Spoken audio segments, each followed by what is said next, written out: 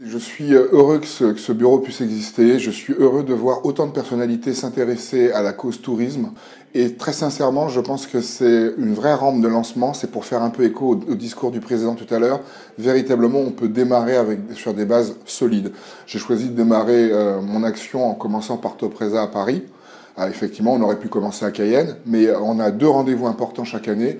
Topresa au mois de septembre ou octobre, et puis au mois d'avril, je donne déjà rendez-vous au Salon du tourisme à Cayenne, à Matoury, au Prog, où il y aura aussi des événements exceptionnels cette année. On a des chantiers très simples, c'est de pouvoir faire ce cadrage de la filière en pouvant identifier tous les produits touristiques guyanais sur le territoire guyanais, pouvoir aujourd'hui bien les labelliser, parce que faire un label Guyane, c'est important, un label produit Guyane, c'est véritablement le socle même de notre expérience, et à partir de ce moment-là, on sera en mesure de véritablement tous ces produits qui sont répertoriés, de les vendre.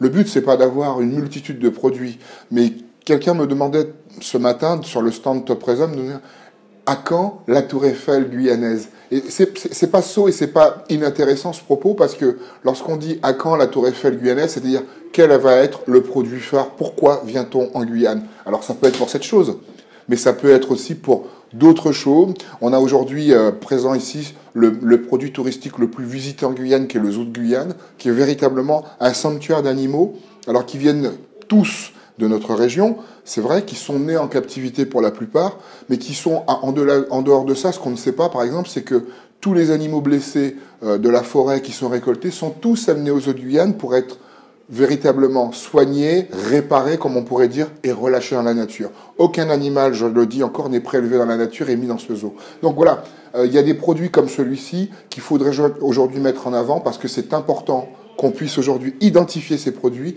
et pouvoir les vendre de manière efficiente. Aujourd'hui, le tourisme que nous avons, c'est ce qu'on appelle des visiteurs d'affaires. Pour la plupart, ça représente à peu près 80% de